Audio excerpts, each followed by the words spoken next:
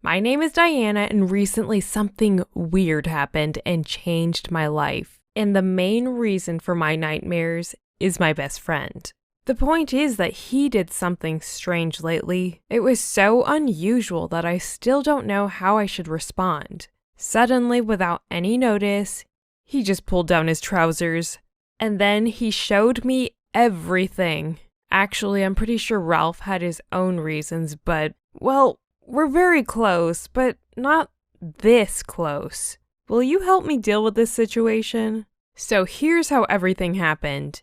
I should say that we're friends from early childhood. We're the type of friends that will never become a couple because all the chemistry ran out on the stage of sharing one potty. Yes, we started hanging out with each other being little kids. For a long time, I thought that shaggy moron was my brother. Then I counted everything and understood that we were not related. Back to the chemistry. Certainly our parents dreamed about our wedding, but they quickly realized that it's not going to happen, just because no one gets married to his close relatives. Other children treated us as twins or as a brother and sister. Fortunately, we didn't look similar. Otherwise, I would definitely suspect one of our fathers. But we had different appearances, so different you can't even imagine. I'm the image of my father and he's from Nigeria. Although Ralph and I were of a different sex, it didn't prevent us from hanging out and chatting. Though many people say that girls and boys can't be friends. That's nonsense. If someone can't be friends with another because of something between his legs, this is his problem. We were fine with that. That's why I was speechless when I saw what I saw. That day, Ralph seemed to be so mysterious that I broke down and asked him about the reason for his fidgeting back and forth. Ralph looked at me and asked me to wait and then meet him at our place after class. Our place was a little tree house in the garden near his house. Certainly, we were not kids anymore, but the house sustained our weight, so there was no point in changing the place. Besides, parents could enter a room at any moment, but they couldn't secretly climb the tree. So I agreed, though he looked very suspicious. What was the secret? Why did he keep playing those spy games?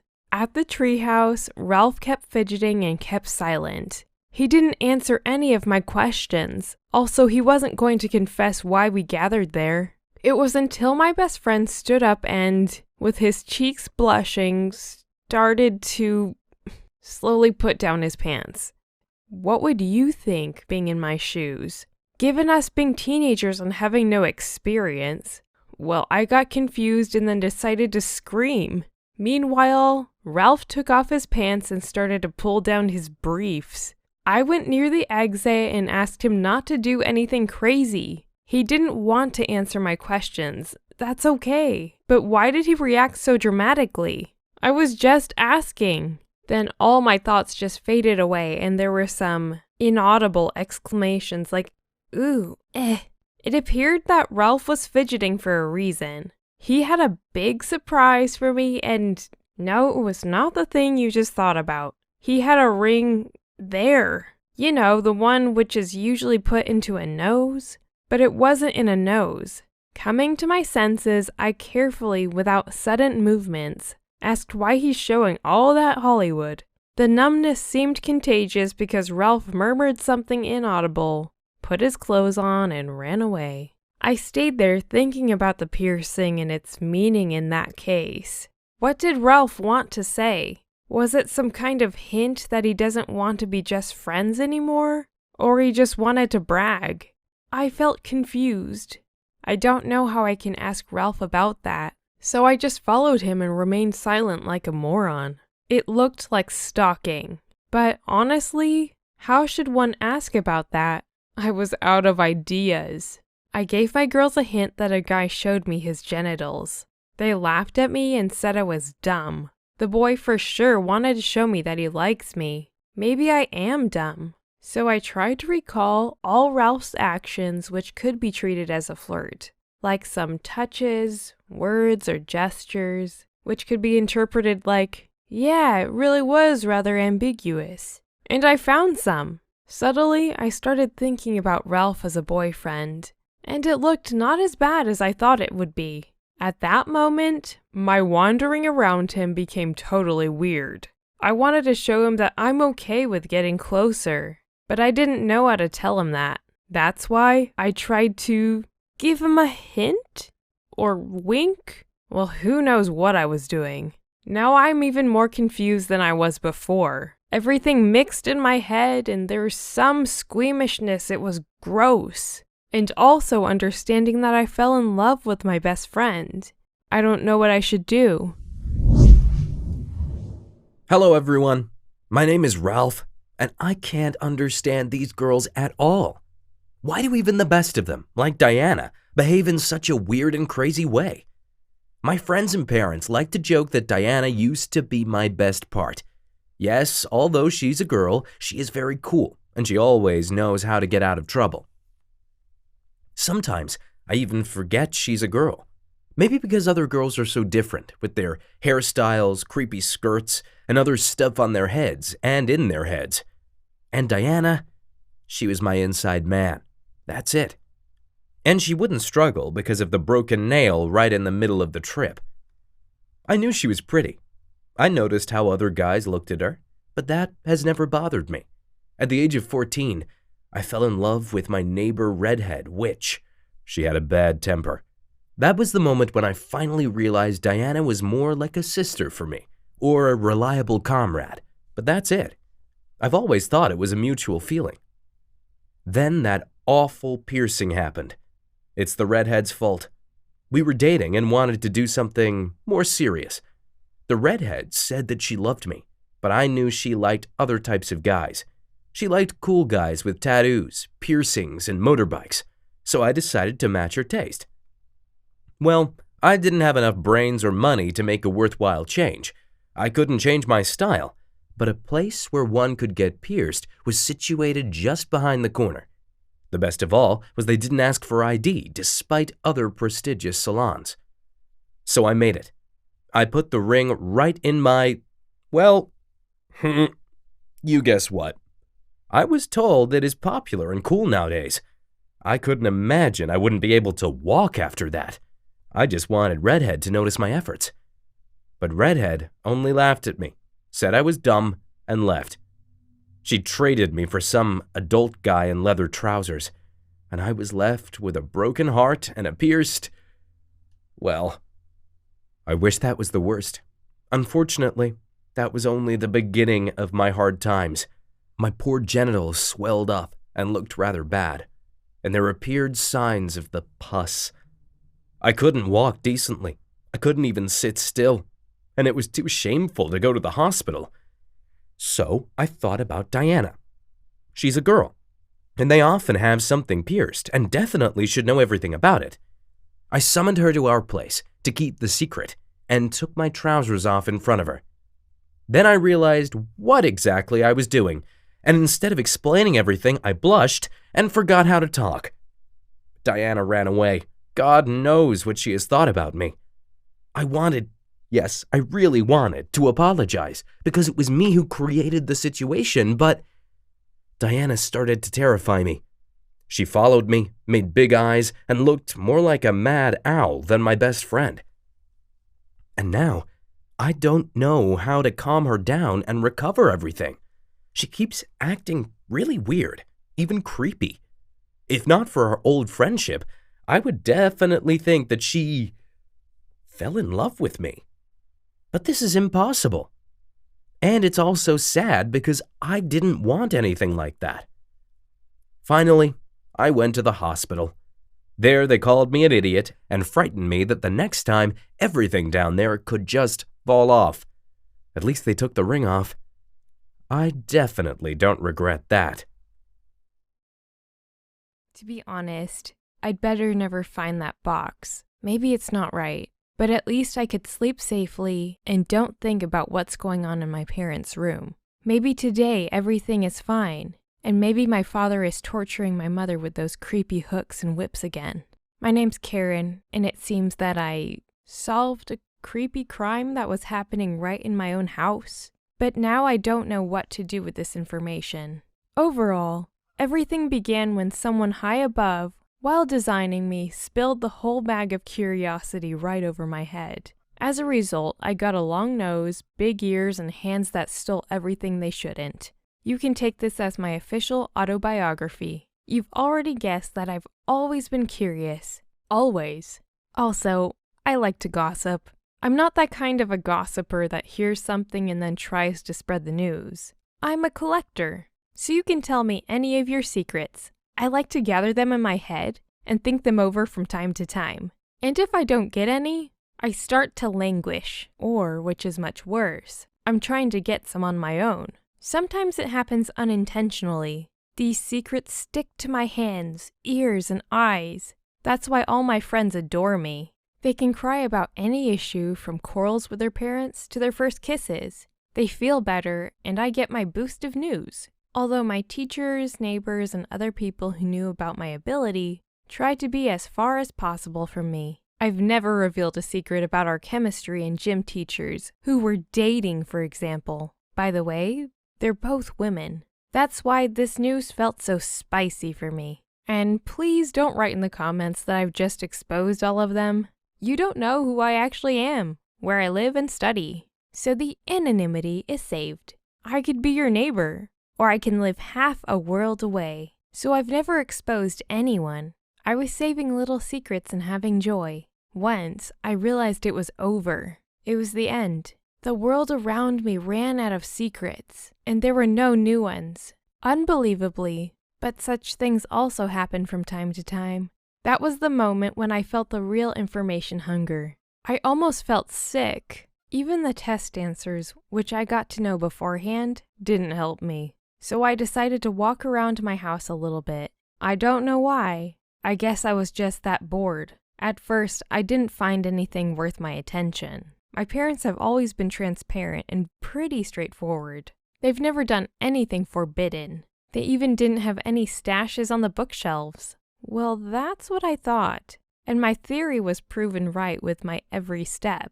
It's not like I hoped to find some trash in the attic or some illegal laboratory in the basement. But still, everything was quite boring. That was before the moment when I approached my parents' bedroom. They've never forbidden me to go there, but I knew that they were not fond of such things. Of course, I carefully explored everything there. Their secret wasn't hidden in some hideaway or safe. It was in the nightstand. Seriously. At first, I didn't look there because who would hide something in such an obvious place? But it appeared that my parents did that. It was a black, opaque box. The one look at it promised something special. The box looked rather heavy and seemed quite big. I doubted whether I should look inside. They were my parents, who I loved and with whom I should live together for many years. After some hesitation, I made up my mind. The love for secrets seemed to be bigger than the love for my parents. Just imagine yourself in my shoes. I was all alone. I waited for the moment when my parents went to the restaurant. In the darkness, it was almost night, looking forward to seeing what's inside the box. Well, I'm 14, and I know what people are doing in their bedrooms. I know about sex and stuff. All this time while I was growing up, I heard some suspicious noises from my parents' bedroom. I used to think they were having sex, but it appeared they were not. Things that were in the box didn't resemble those which I've seen during sexual education classes. They looked more like some police stuff. There were some creepy whips, hooks, spikes, and other things for torturing people. Well, that's the only explanation my brain was able to suggest. I was so shocked that I even don't remember how I put everything in its place and ran to my room. I had a lot of horror thoughts in my head. Those noises, which I've heard before, stopped being just embarrassing. They were frightening and alarming, but I decided to give my parents a chance. Maybe everything wasn't as awful as I imagined, right? But in a week, I got the real evidence that something was wrong in my family. In the middle of the night, some rustling or even a moan woke me up. I heard only that one noise and didn't want to listen to the rest. It would be too sad. That morning, I noticed traces from a rope on my mom's hands, as if someone tied her up. I had a similar trace on my hand after my bracelet got caught on the fence. I was hanging there like an idiot until someone found me. The trace was just the same, blue and shabby, and my mother had them on both arms. And now I'm afraid to walk around my house. On the one hand, my father is obviously torturing my mother, and it seems that I should interfere. What if she's so scared that she can't tell anyone about her problem? On the other hand, they are my parents, both of them. How can I expose them to the police? I don't know what I should do next. Indeed, I'll be glad to get some piece of advice from you.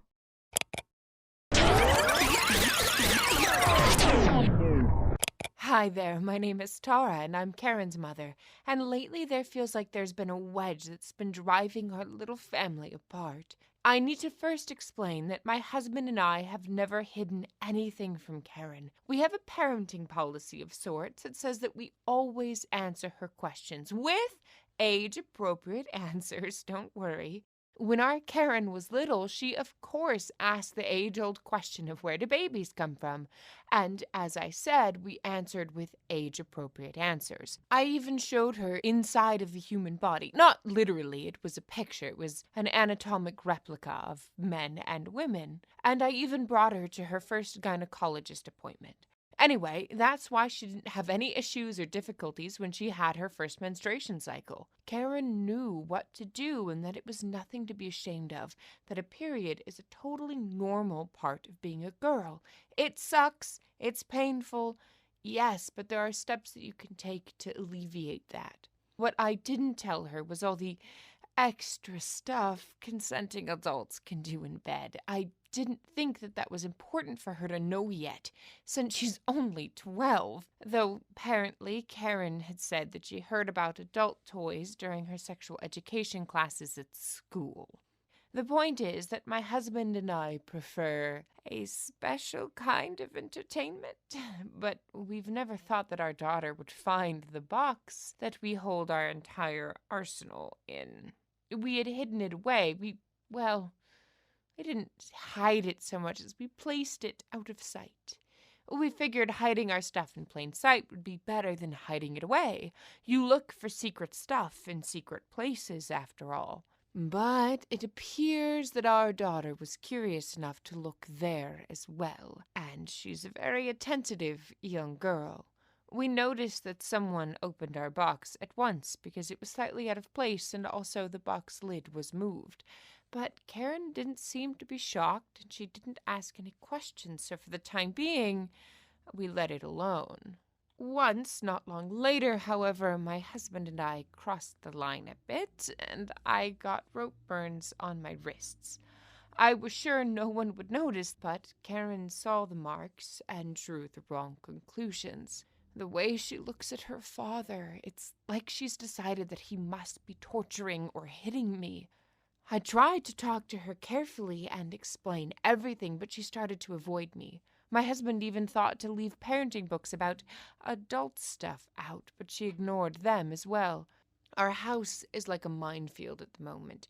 Karen looks like a frightened animal that's confined and can't find a way out. Since then, we've stopped all our games, and now we're trying just to reach out to our child. Since she doesn't want to talk about it with us, I'm going to sign us up for family therapy soon. We have to solve this problem because it's hard to show her how much we love and adore her. I just want us to be a happy family again. Hey, so I have a confession. I am completely bald. I don't have a single strand of hair on my head, not even eyebrows or eyelashes.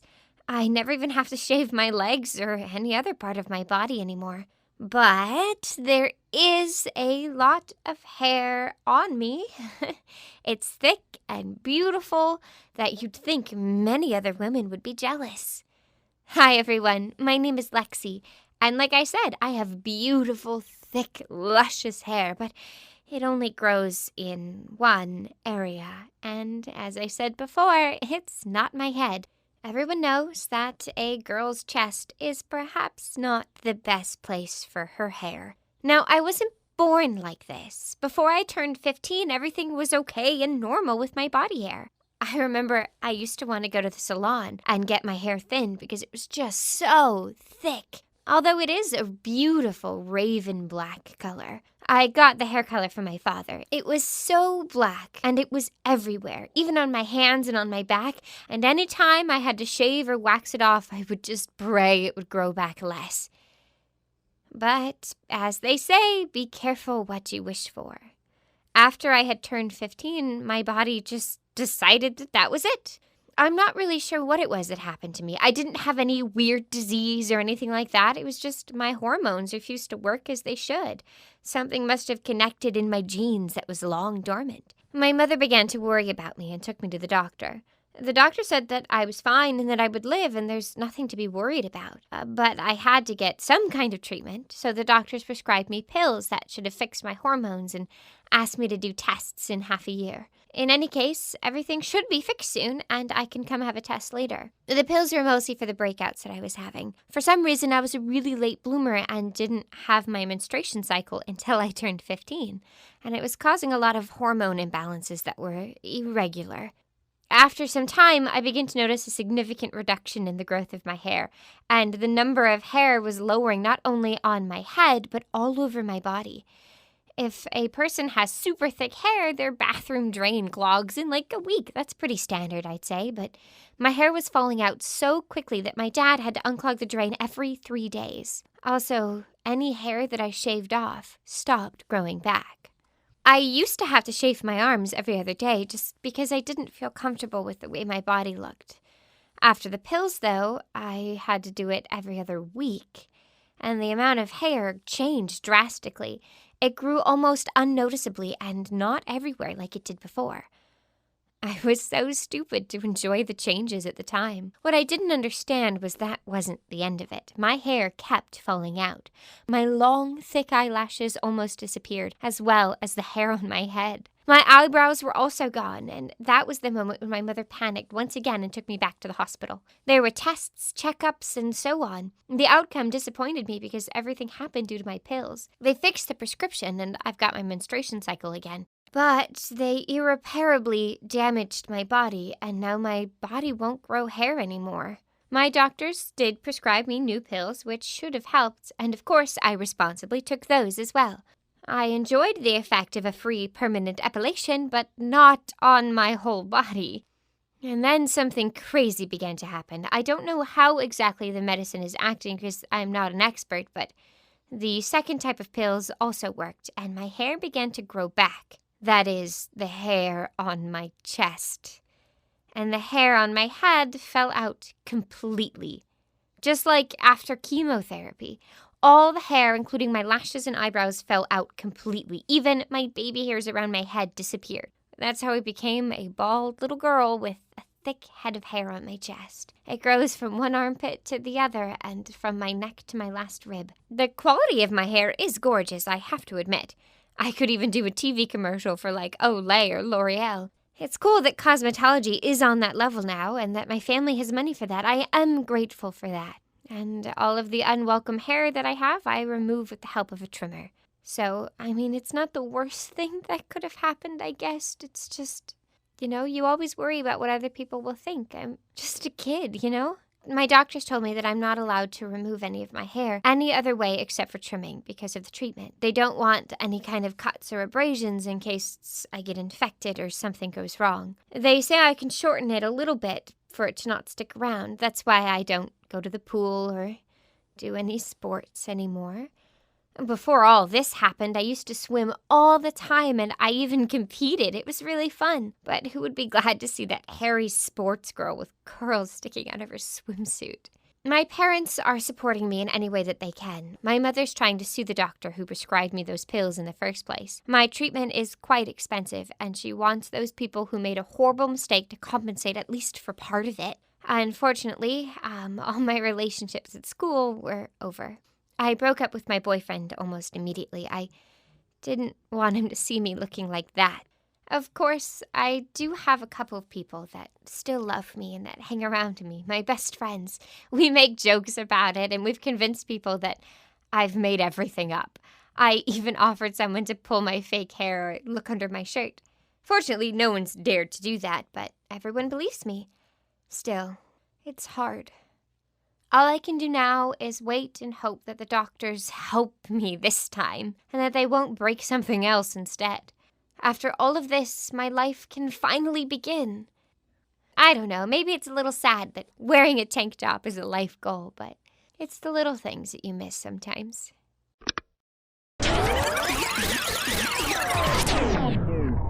Hello, everyone. I'm Penny, and I'm the mother of poor Lexi. And as a mother, I should say that it's a real nightmare to see your child suffer and having no possibility to help. I felt guilty for everything that happened. Of course, it's the doctors to blame, but it's me who took Lexi to that hospital. Maybe if we waited a little, the issue would have fixed itself and my daughter wouldn't suffer. I'm trying to do everything for Lexi to make her life comfortable even in such circumstances. I showed her how to shave properly, the way of our new doctor advised.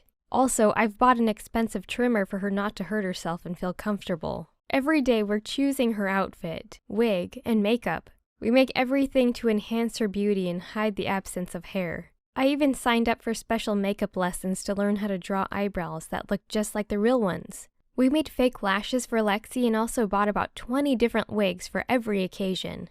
She has a whole wardrobe of gorgeous clothes, though Lexi's clothes don't reveal any part of the body. And still, I feel that I'm not doing enough for my daughter. Alongside the treatment and creating Lexi's images, I'm attending courts every day. We're trying to sue those doctors who have done this to my girl. I want them to be punished for what they've done. Also, we need money. This new treatment is expensive and Lexi's insurance can't cover it completely, so it would be great to have additional money. The worst is that doctors even can't say anything about what they've done. They're trying to blame Lexi. How can she be responsible for that? She was following their recommendations. They refused to take responsibility. But I have the main proof. Lexi. Sometimes she follows me to court and demonstrates the results of their treatment. Justice seems to be on our side, but everything is still going on. Unfortunately, fundraising is not the best option for us. This way, people would know about Lexi's issue. I'm sure they would laugh and bully her. Several charity organizations have already contacted me about the first trials. They offered money for the treatment. I wanted to say yes because I saw no other choice, but my husband convinced me to reject the offers. He says our daughter wouldn't be able to live with such shame, and no money is worth such a sacrifice. He secretly got a loan using his position. Now we're using this money to pay for the treatment. Well, I don't know how we would put down the loan. I hope that we'll win the trial. And there's another side to the problem. Lexi is only 16, and she wants to be attractive, but my daughter only pretends that she's fine. She's actually not. Lexi has no friends, and she broke up with her boyfriend, though he was a good boy. I'm thinking about an appointment with a therapist for her. Of course, one can't fix this issue at once, and the treatment takes a lot of time. Maybe a therapist would help Lexi to accept herself the way that she looks now. All this stuff about body positivity and self-love, I think it can help. I also need a specialist because all the time I think about ways of helping my daughter. What else can I do to decrease her suffering? Am I thinking about this too much? Maybe the problem is not that significant. For several months now, I keep pretending that I'm sleeping and that I don't see him approaching me every night and sitting near my bed. I don't know what he's doing and I don't know why he's doing it. And you know what? I don't want to know. But I'm pretty sure of one thing, that there's not a single good thought about me running through his mind.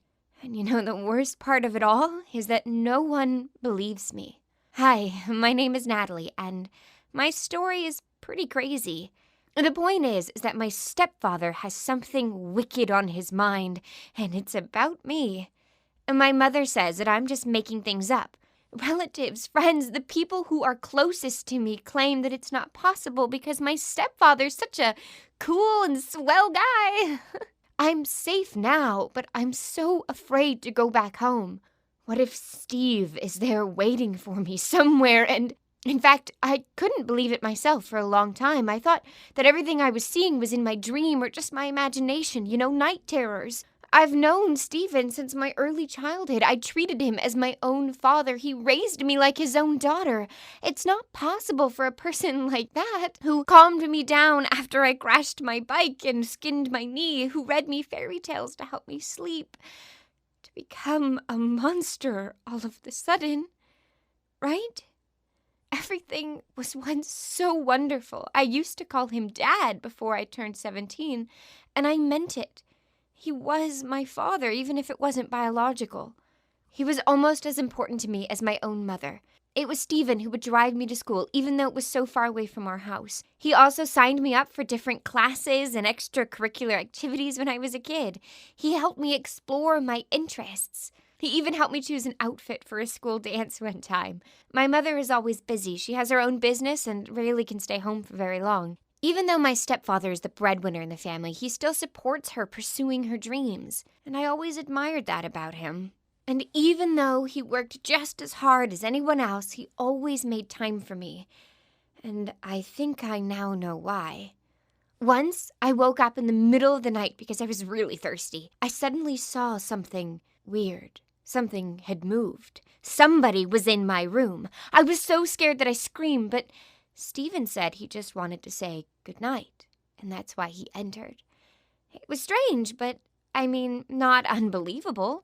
Maybe I forgot to switch off the lights before falling asleep, and he thought I was still studying. It was an excuse, but I told myself to believe it at that time. After that night, I would wake up several times, and every time he was in my room. He kept saying things like, "Oh dear, may I use your laptop because mine is broken?" Or, "The internet is better in here. Can I work in your room a little bit? That's fine, right?" I agreed, but honestly, I was kind of sure I was dreaming. Honestly, why does a person need to use the internet in the middle of the night in their daughter's room?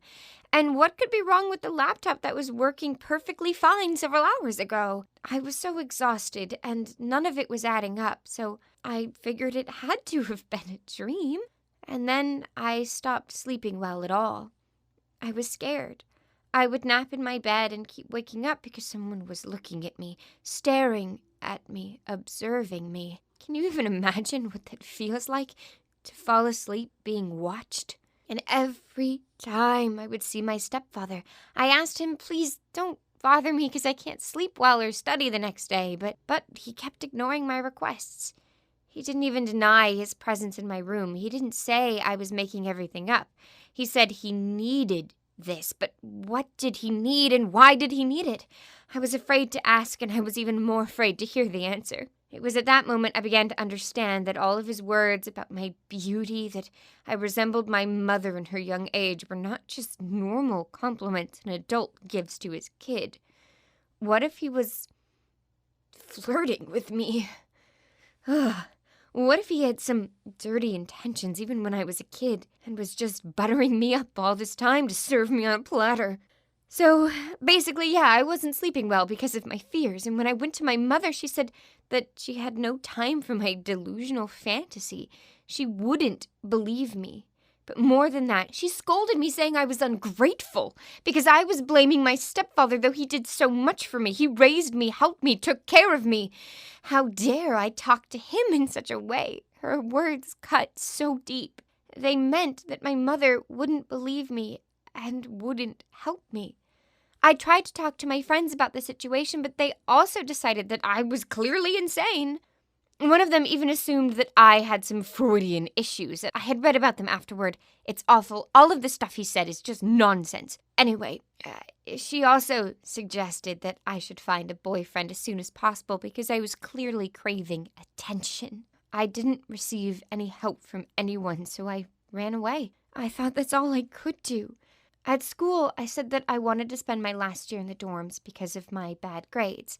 I was afraid to fail an application for university, and it was pretty true, actually, because my grades really went down.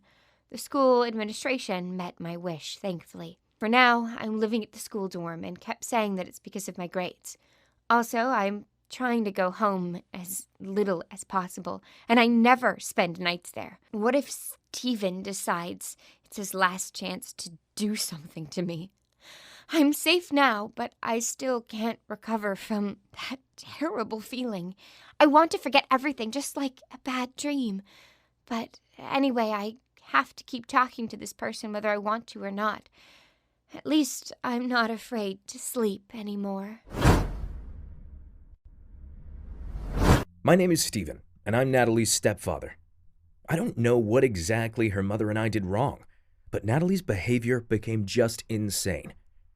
It happened that I can't have my own children, but I've always thought that a true family should have at least one kid. I wanted to adopt one, but my wife was against that. It is why I brought all my love and parental feelings to Natalie. It hurts that I sincerely take Natalie as my own child, and I've never wished anything bad her. Instead, her mother and I often quarrel because of Natalie. My wife says that I'm spoiling our child too much. I want only the best for Natalie. The best classes, best clothes, gadgets. I was trying to help her in any possible way and didn't have any strict restrictions. Everything was made for our child to grow smart, independent, and happy.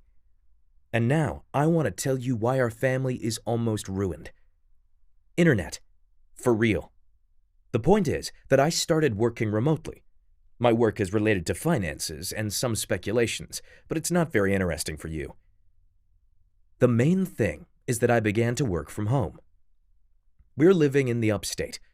The internet connections can be quite awful here. We have the connection, but the speed is low and it's not enough for me.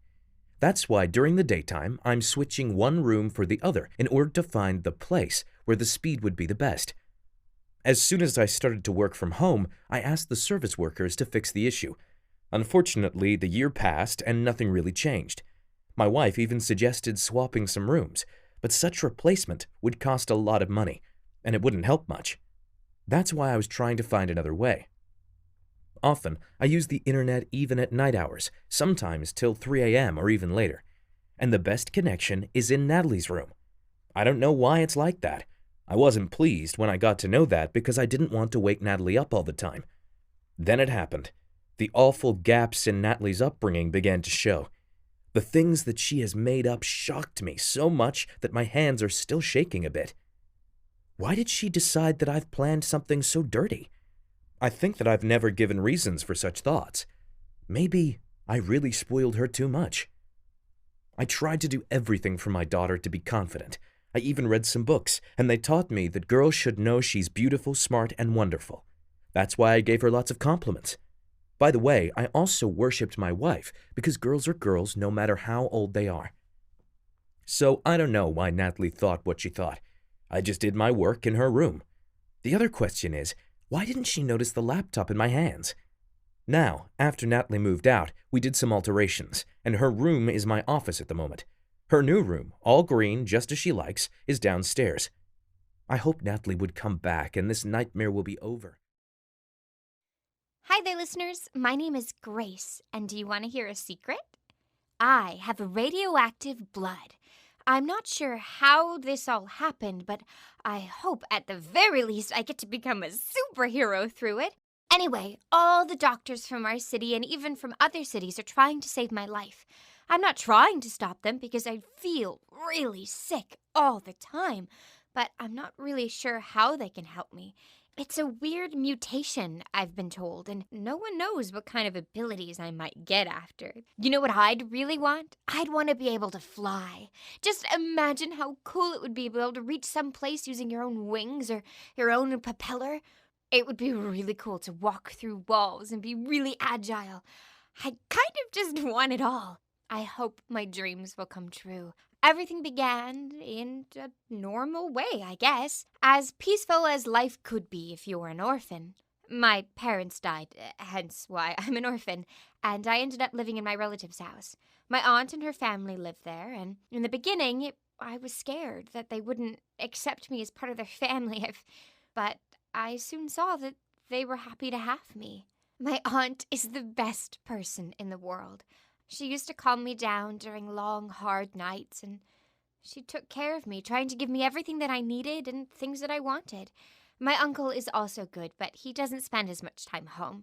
He's busy working a lot. My relationship with my stepbrother are a little more complicated. He's older than me by 3 years, and sometimes he behaves just like he's an old man.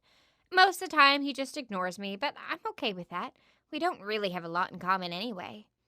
So, anyway, something weird began to happen to me, and my family immediately noticed. At first, they thought I was sick with, something normal. I began to feel dizzy and nauseous all the time. Also, it was hard for me to wake up in the morning.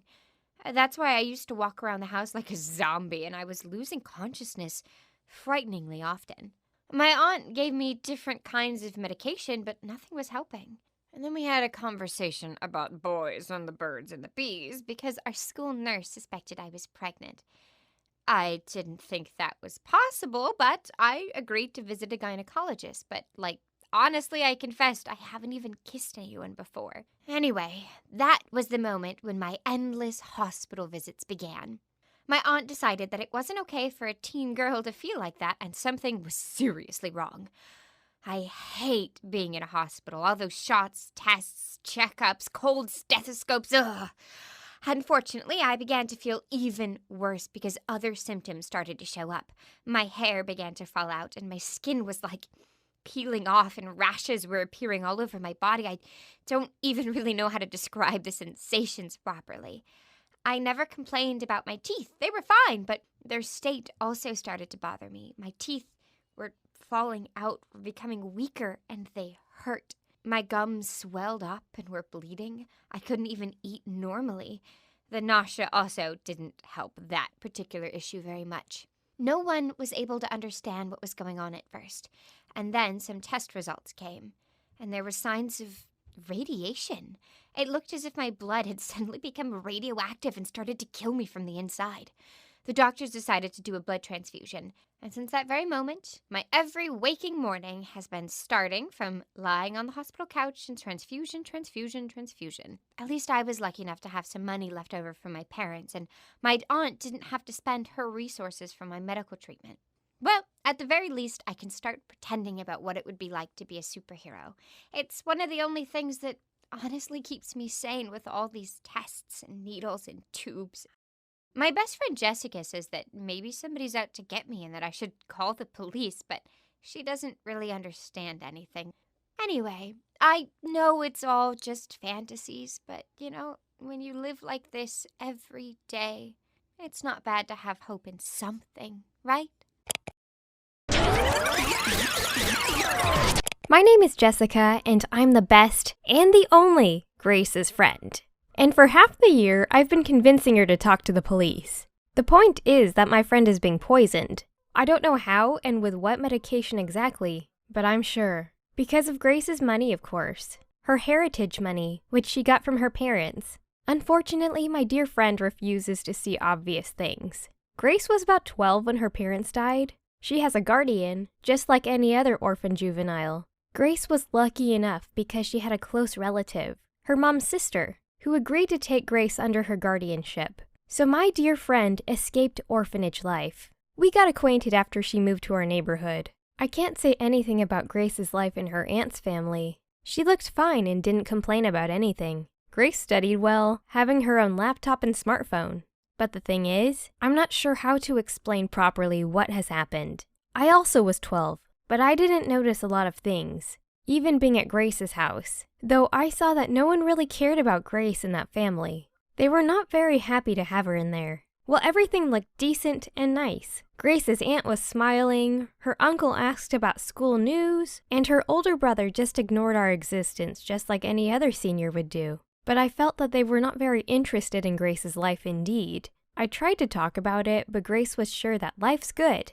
Well, it was as good as it could be for an orphan child. She always tried to be positive and see only the good in the world. Then we grew up and some new things appeared in Grace's relationships with her step-parents. After her 16th birthday, she received the possibility to take small sums of money from her parents' heritage, and it was rather large. They owned chain stores, which have been working pretty successfully since their death. Managers were not going to steal from the orphan, so she got not only a healthy bank account, but also profit participation. All those things were controlled by the lawyers, trustees, and a little bit by the orphanage service that monitored kids for them not to spend everything at once. All those things were controlled by the lawyers. One can easily understand that relatives and guardians had no power over the money. According to Grace's parents' last will, her guardians were supposed to have a small sum every month for Grace's needs. Once again, I'm not a lawyer and I don't know exactly all the details. Anyway, everything began from that. As soon as Grace started to receive her money, her guardians suddenly began to show their real intentions. Once their TV broke, and they didn't have enough money to fix it, then they decided to take a vacation, and they didn't have money for that again. One thing after another. Well, you understand. There were a lot of such situations. And every time Grace's aunt was saying something like, "Please, Grace, be so kind." And Grace has never refused to help them. But once one of the lawyers showed her money circulation and forbade her to take more than $200 for girls' stuff every month. Smart adults were afraid that Grace would bankrupt in such a way soon. As soon as the stream of money was over, the love of Grace's relatives also began to fade. I saw her uncle screaming that she's a mooch and she's bothering them, although they were not going to kick her out. And then this started to happen to Grace. At first, I thought it was because of the exams and nerves. Grace looked pale, even green. She was shaking and nauseous, and the school nurse asked her guardians to do a gynecological checkup. But I knew for sure she was not pregnant. Grace hasn't even kissed a guy before. Then everything went even worse, and the endless hospital visits began. With time, Grace started to look even more ill. And when her test results were ready, I couldn't believe my own eyes. Where could an ordinary girl from the suburbs get radiation? And the amount of it was so high that it started to kill her. Suddenly, I, and also Grace's lawyers, began to understand that my friend is being poisoned. I have no proof, and Grace is talking about some nonsense about superheroes. At least she agrees to have medical treatment. I'm scared that soon it will be useless. As far as I know, her guardians are already petitioning a court to deem her mentally incompetent. Like she's completely insane. And I'm sure that as soon as they get the document, Grace won't live long, or she would live as a special kind of superhero, a deranged one. She'll end up somewhere in the cheapest asylum. It's because the guardians of the mad person are almost his or her inheritors. It means they will have unlimited access to Grace's money, and her life will be over at that moment. Now I'm trying to convince her to talk to the police until it's too late. I'm crying every night because I'm afraid not to see her again. I hope everything will be fine. Hi, my name is Tina, and recently something incredible and insane happened at our school. Like, it was seriously mental. There was even a trial, and at the end of it all, a teacher got fired. Everything happened because, she exposed herself during gym. Like, seriously, fully nude. The boys managed to film it all, and they were selling the video to anyone who wanted it, which, honestly, I think is just disgusting. No one had consent in this situation. But anyway, if you can for a moment, just imagine your teacher, any of your teachers, getting exposed right in front of everyone. Oh, disturbing, right? I get weirded out just imagining running into a teacher at the beach during summer break. But not everything is as it seems. I happen to know the truth, but I'm choosing to remain silent. I think, though, it's best if I start from the beginning. Our school is co-ed, even for gym class. We have different gendered bathrooms and lockers, but that's about it. All of us have classes together. We have different electives and courses that we do throughout the year. In gym, we do football, swimming, track and field, usual stuff. We get a taste of it all that way. However, our school is a bit unique than probably yours. Nearly all of us are trained athletes aiming for the Olympics. Anyway, those of us who are in specific sports had a petition to be able to practice during PE instead of doing random exercises, but the principal refused. He said our school is following standard procedure, and those who require more training are welcome to find clubs and classes in our city to develop their skills further. It put those of us who live farther away in a bit of a bind. I mean, we came to the school for a reason, after all. You can take me as an example. I'm a swimmer, and I have to run to my swimming classes right after school, and then I don't get to go home until well after the sun has gone down. And it's, totally fine when my parents can take me home, but when they can't, I'm always afraid that something bad will happen to me on my way back home. A lot of my classmates have similar fears, not to mention the fact that there's specified training and restrictions for every sport. Some of the dudes at school are even going to be professionally drafted in football. They do all of their own exercises and have to be really careful that they don't injure themselves. There's this one guy who's a bodybuilder, and he's super serious about it. He's afraid to even pick up chairs so that he doesn't overwork his muscles. Basically, combined, non-specific PE classes is a waste of time for us, since nearly every student that goes to the school is aiming to be a pro athlete, but no one listens to us. Nobody. That's why we had a lot of conflicts with our gym teacher, Miss Penelope McCarthy. She made a curriculum and refused to credit us without, actual physical paper tests. She could also be quite condescending to girls, but also demanded a lot from boys. We tried to explain everything to her boss, the principal.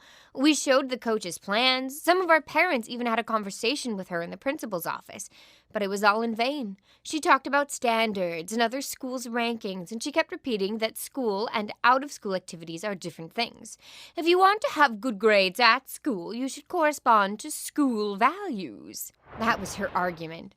Some of us sacrificed our grades because we had no other choice. Just imagine a poor, hapless student who studies as hard as they can, and right in between all their A's and B's is this miserable F for gym class. That can ruin one's GPA for the rest of the year. And that was enough to get my blood boiling. Maybe her sports dreams were crushed long ago and now takes it out on us. I don't know. But once there was a guy in another class who got hurt because of her. They were doing track and field high jumps, and this kid was a dancer. His private coach gave him a note telling Miss McCarthy to not let him jump. She ignored it and said that since it's not from a doctor, it doesn't count, and made him jump anyway. And wouldn't you know it, he broke his leg. His whole future could possibly be ruined because of one stupid class. Owing to the teacher's requirements, we often got hurt.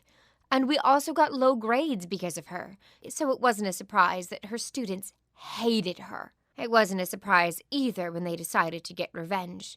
Several reckless guys sneaked into the teacher's dressing room. They have separate dressing rooms than students for obvious reasons. And I don't know what exactly they did, but the results were immediate and widespread. During the next period, Miss McCarthy was leading a gymnastics warm-up. She bent down and tried to make a bridge pose, and her clothing just fell off. All of it, just torn apart. And apparently Miss McCarthy finds undergarments restrictive. All the students, even the ones who planned it, were momentarily stunned. They filmed the moment, and now even Miss McCarthy was running to the dressing room, desperately trying to cover herself. That evening, everyone knew about the incident. Literally, the whole city was talking about it. And an investigation began. The school administration tried to figure out what happened and how their teacher managed to embarrass herself so drastically. And the guys who plotted it all started to tell, outright lies. They said that Miss McCarthy was bothering them for a long time now, like she was asking them to visit her in the dressing room and, things like that. Then Miss McCarthy suddenly got naked during class. Maybe she hoped that someone would finally give her the attention that she wanted. It wasn't true, of course. We all knew what was happening in reality, but we remained silent. Most of us, anyway. A few backed the guys up. I was threatened that if I say too much, they would catch me after class and do something bad to me. I already wasn't fond of Miss McCarthy, so I didn't really have an intention of ratting them out, but they were also so much bigger than me. I was terrified of them in that moment when they threatened me. After all was said and done, Miss McCarthy got fired. Authorities revoked her rights to work with children, and her reputation is so bad right now that she won't even be able to get a job at a local gym. At the moment, she's actively trying to prove her innocence, but my mother said what is best for Miss McCarthy is to leave our city and start from the very beginning somewhere else. Do I feel pity for her? I don't know. Probably. She ruined so many lives because she was so stubborn, but What those boys did was nothing less than sexual harassment. It was vile and disgusting. I do have to admit that I'm glad she's gone. I just wished it happened in a different way. You should never touch or film somebody without their consent. And I think maybe that's more important to me than even swimming. My name is Penelope, and my life resembles a nightmare recently. And I can't wake up. I still can't understand why these kids did that to me and why no one tried to protect my reputation. My work was my whole life. I like sports, and I didn't like lazybones goofing off all the time. All the time I spent coaching and making training plans for the harmonious development of the children. Alongside, I had gymnastics classes with some of the girls. Certainly, I didn't demand a lot from them during common school classes. I saw them training a lot, and I knew their limits. And the rest of the children, to be honest, it seemed as though they were making things up to skip gym class. Why should I withdraw a huge 16-year-old guy from a gym class? What? He is following his own training plan with his couch, isn't he? It's hard to believe because he doesn't do anything during my classes. He isn't even trying to do the simplest exercises. And these notes don't prove anything. One can write a million of such notes. Besides, all of these out-of-school activities are called so because they are all out of it, and they shouldn't interfere with school education. Why do some dance classes or football bother with gym classes? Children don't come with these notes to chemistry or math teachers, right? Why are their classes better than mine? Of course, I demanded to pass all my tests, and I didn't give any slack, except for my girls. They gave good results with simple exercises. At the beginning of my career here, the previous gym teacher told me that those kids were terrible and mean. I thought he was the reason for that. Maybe he was an awful person who wasn't able to find a common language with children. Now I know he was 100% right. Kids are terrible. It was an awful humiliation to stand fully naked in front of all of those teenagers filming the whole accident. And I couldn't understand how it happened. How could a new gym suit just fall apart? Those little monsters were sending that video to everyone in our city while I was sitting in the dressing room and crying. I should have taken their phones away at once, although I was fully naked. As a result, I was blamed for indecent behavior. I tried to prove the opposite, saying that I was framed, and that it was the children who did something to my clothes, and that I'm not interested in all those pimply teens.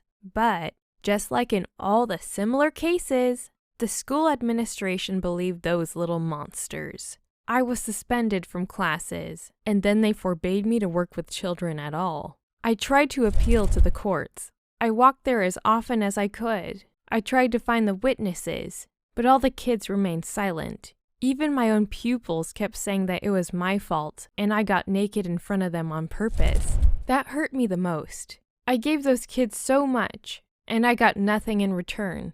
They just pretended that we don't know each other, like they only saw me several times and that's it. They looked away as if they were disgusted even by looking at me.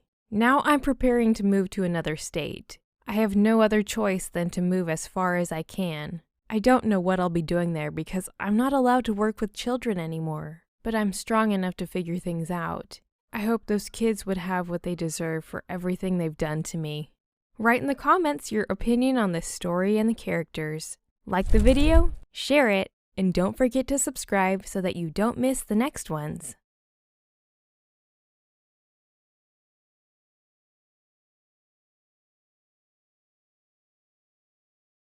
Tell us your opinion in the comments. Leave likes, share the video with your friends, and don't forget to subscribe to the channel.